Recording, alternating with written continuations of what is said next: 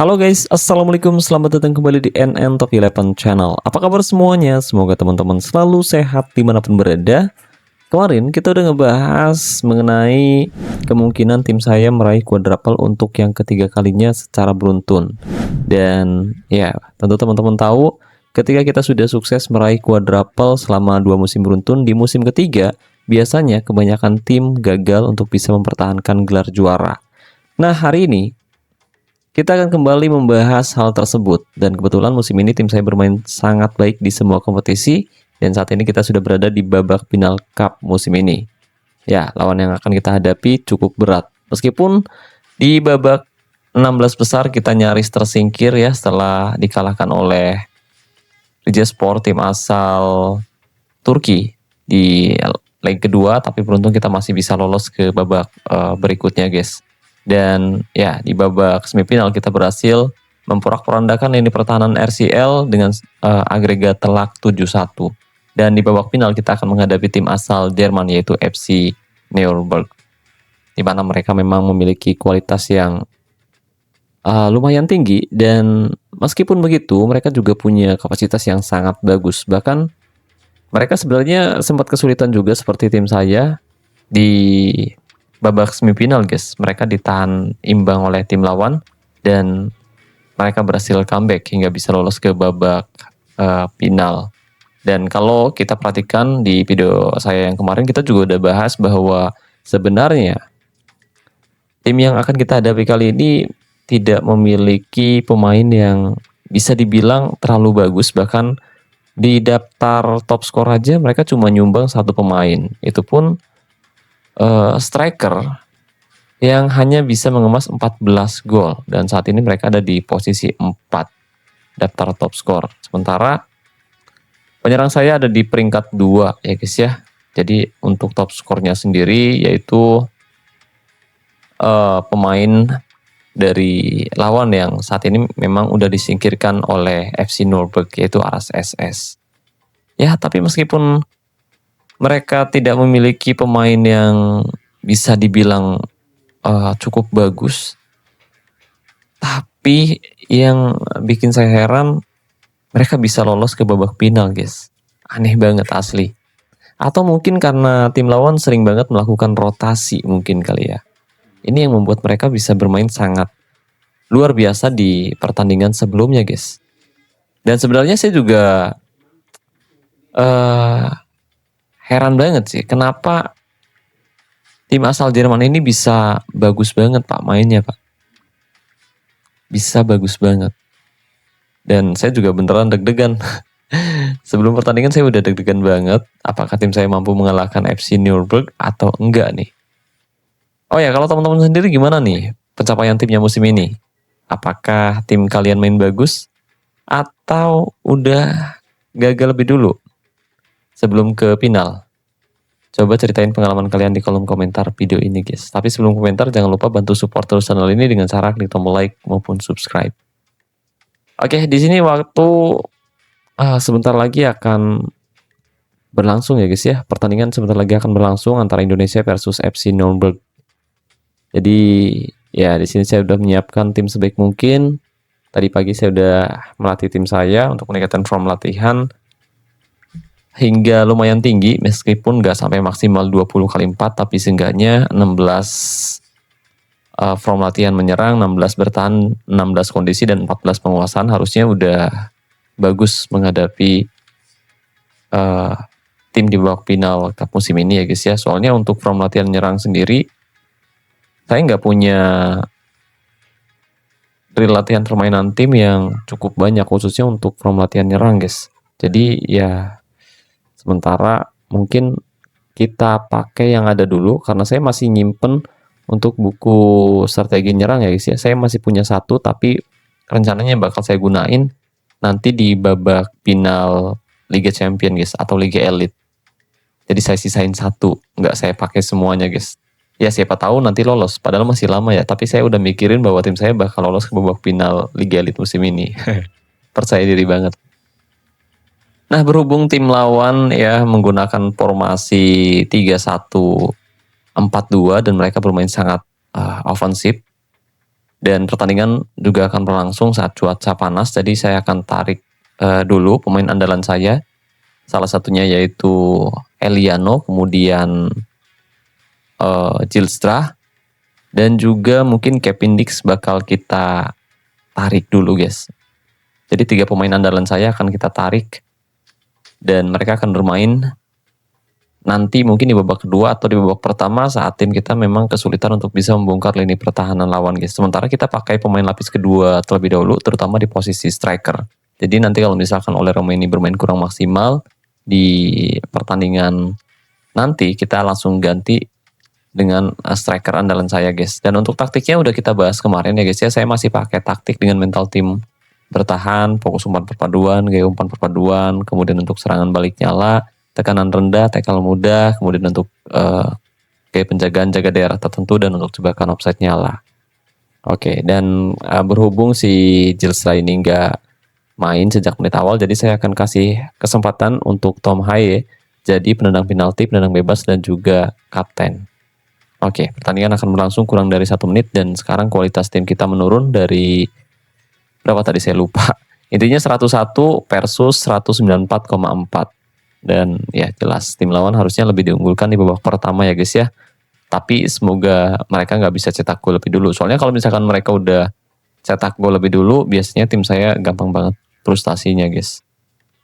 Nah di sini kita bisa lihat ya guys ya, bahwa memang dari segi kualitas mutu keseluruhan kedua tim cukup berimbang, dan dari segi kualitas individu juga kedua tim sama-sama punya kualitas yang nggak jauh beda. Tapi jika kita perhatikan dari segi atribut atau dari segi skill pemain yang dimiliki oleh pemain asal Jerman ini, tim asal Jerman ini, mereka nggak punya pemain yang sebenarnya punya skill bagus guys. Jadi biasa aja gitu skillnya. Tapi yang bikin saya heran, mereka bisa lolos ke babak final cup ngalahin Aras SS yang jelas-jelas punya pemain yang sangat berkualitas.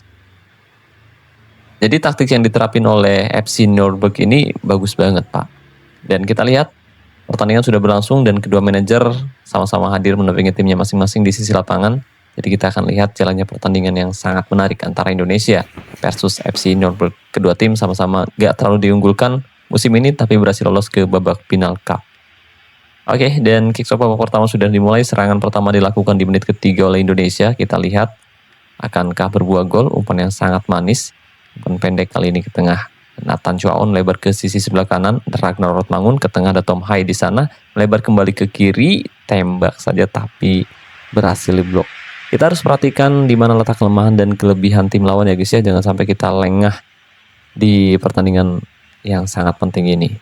Kita lihat 3 bek tengah dari tim lawan memang berdiri sejajar. Oke, bagus sekali Perdong melakukan pelanggaran keras. Kartu atau enggak? Ternyata nggak ada kartu Pak. Cuma dikasih pelanggaran doang, tapi bahaya. Semoga tidak berbuah gol, dan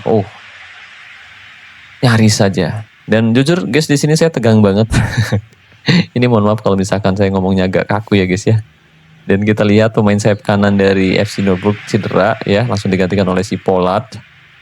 Langsung digantikan oleh Forrat. Dia nggak punya opsi lain di posisi gelandang kanan Pak. Jadi dia nempatin back pemain sayap bintang 4 ya guys ya. Mungkin itu adalah salah satu pemain andalan dari FC Nürnberg yang cedera guys. Jadi satu keuntungan tersendiri untuk Indonesia. Karena di sini kita bisa membuat satu pemain andalan dari FC Nürnberg cedera di babak pertama. Oke, tekanan demi tekanan dilakukan oleh kedua kesebelasan. Dan kita lihat belum ada pemain yang memiliki performa bagus. Oke. Untuk ball possession kedua tim cukup berimbang, punya penguasaan bola 50 versus 50, tapi tapi Indonesia di sini memang lebih banyak melakukan percobaan tembakan ya guys ya, dan kita akan kembali memberikan latihan menyerang. Serangan balik kali ini berbahaya.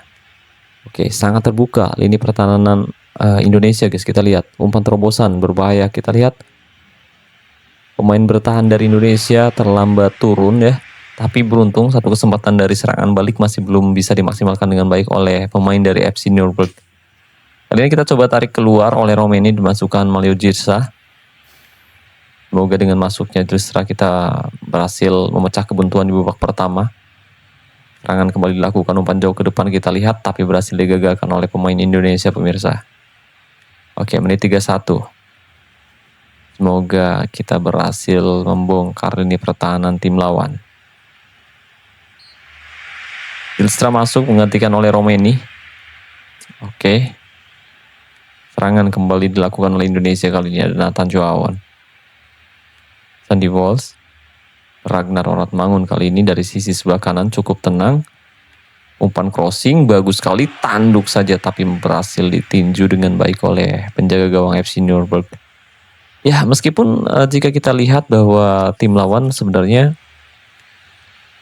menempatkan 3 back ya, tapi rasa-rasanya kok lini pertahanan mereka rapat sekali guys. Kita lihat tekanan dilakukan cukup tenang, ada Tom Hai kali ini, bagus sekali Tom Hai dan gol tercipta. Tom Hai berhasil mencetak gol dengan sangat spektakuler dari jarak yang cukup dekat. Dia melewati penjagaan dan melakukan tembakan datar ke sudut kanan bawah penjaga gawang FC Nuremberg dan skor 1-0. Indonesia berhasil memecah kebuntuan setelah masuknya Julstra pemirsa.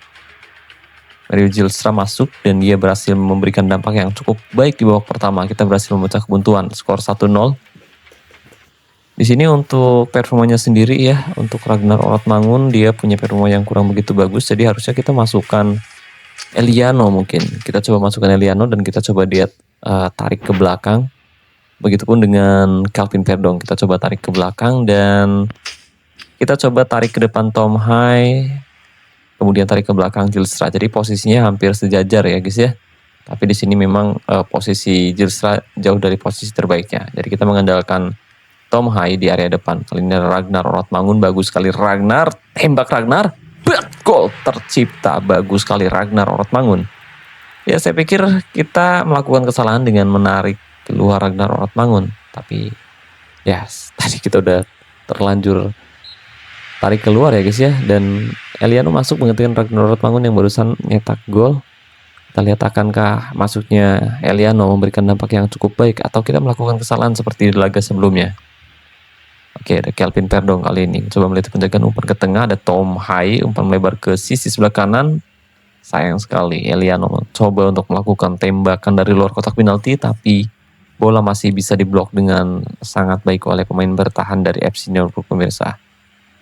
Kita lihat, ya pergerakan yang sangat baik, umpan 1-2 yang luar biasa dan gol kembali tercipta Tom Hai. Meskipun dibayang-bayangi oleh cukup banyak pemain, tapi dia berhasil lolos dari penjagaan dan dia berhasil melakukan tembakan keras ke gawang FC Nuremberg pemirsa. 3 pemain dimasukkan oleh tim lawan ya. Saya rasa mungkin manajer lawan mulai panik karena sudah kebobolan 3 gol di menit ke-60. Mereka berharap bisa comeback, tapi kita coba masukkan Kevin Dix di babak kedua, tepatnya di menit ke-60 lagi-lagi. Satu kesempatan gagal dimaksimalkan, tapi beruntung di sini tim lawan lebih dulu terjebak offside pemirsa. Ya, kita nempatin 2 back. Jadi ketika kedua back sayap kita udah terlanjur maju jauh ke depan ya, mereka terlambat turun dan hanya menyisakan 2 back tengah. Dan ini jadi masalah yang cukup serius untuk Indonesia guys. Sementara tim lawan yang nempatin 3 back justru kelihatan rapat banget, tapi beruntung ada Tom Hai kembali mencetak gol kali ini. Luar biasa, meskipun sempat dihalang-halangi oleh 3 pemain, tapi dia berhasil melewati penjagaan dengan sangat luar biasa dan berhasil mencetak gol dengan sangat-sangat indah. Skor 4-0 di menit ke-69. Lemparan ke dalam kali ini. Oke, umpan 1-2. Bagus, Calvin Verdong, umpan jauh ke depan, siapa yang dituju, tapi berhasil digagalkan. Ya, yang terbuka justru formasi yang kita terapkan ya guys ya. 4-4-2 klasik yang kita terapkan cukup terbuka ketika fase menyerang.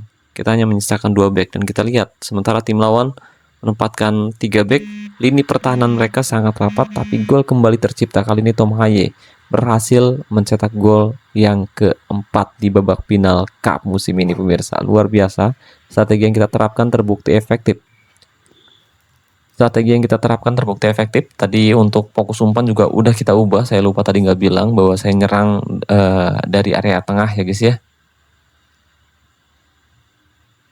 Oke, Mario Zylstra, dan kali ini tembakan Zylstra dari luar kotak penalti masih bisa diamankan dengan sangat baik oleh penjaga gawang dari FC Norfolk pemirsa. Skor 5-0, menit 82, saya rasa mustahil tim lawan bisa comeback di menit-menit akhir pertandingan pemirsa, kecuali misalkan skornya 1-0, ada kemungkinan mereka bisa nyetak gol untuk menyamakan kedudukan atau mencetak gol kemenangan. Tapi kali ini selisihnya sangat jauh dan saya rasa sangat-sangat mustahil untuk bisa comeback di menit 83.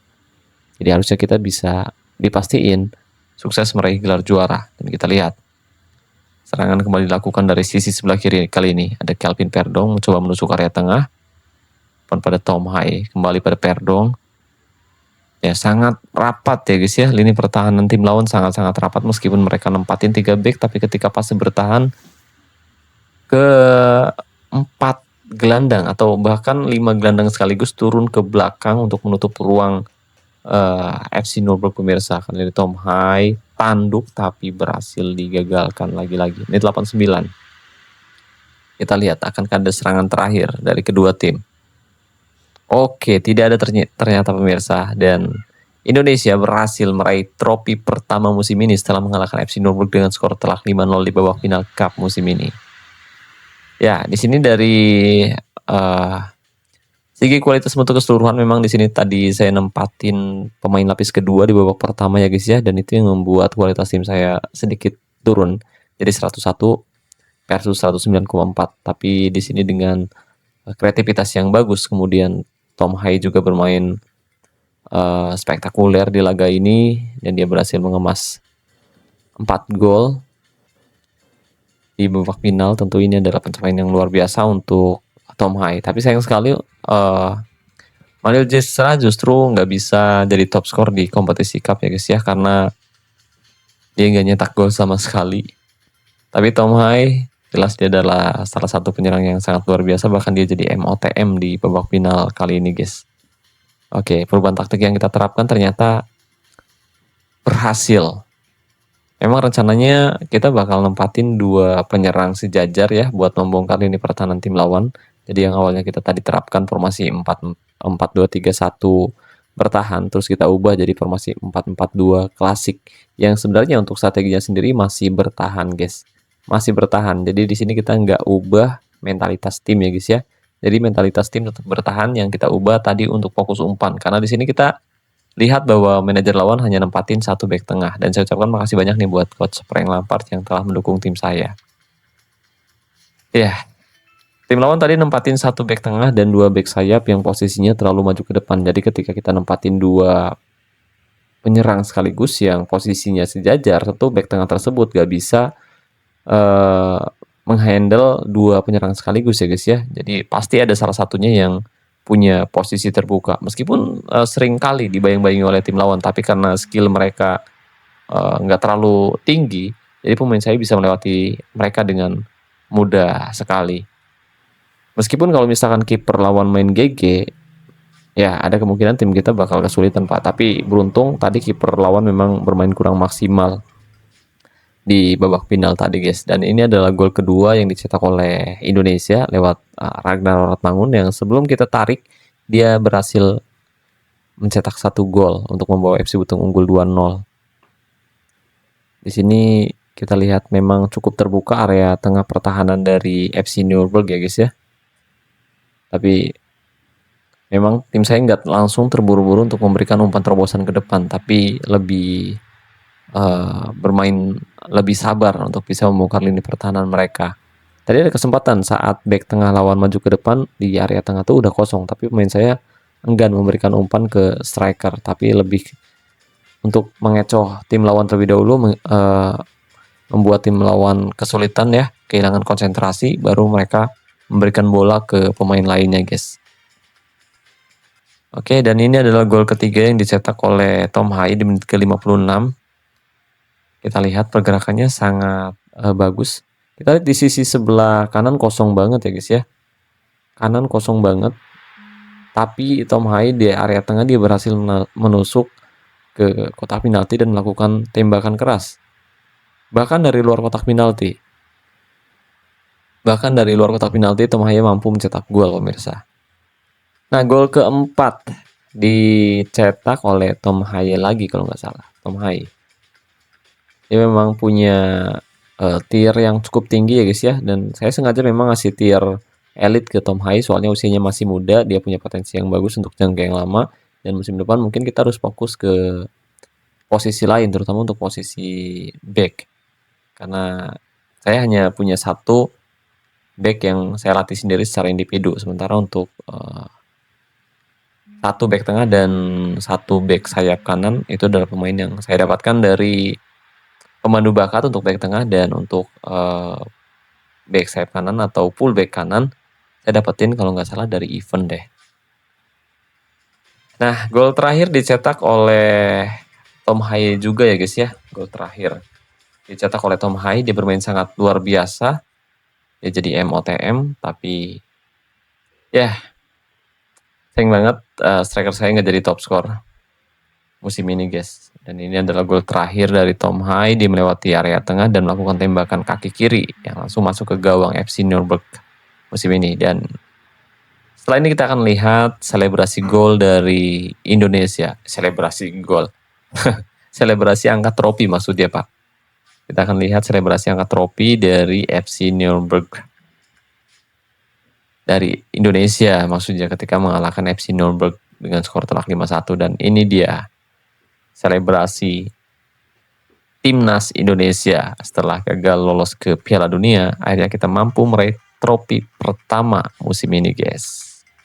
Oke, jadi itu dia pertandingan yang sangat menarik antara Indonesia versus tim asal Jerman yaitu FC Nuremberg di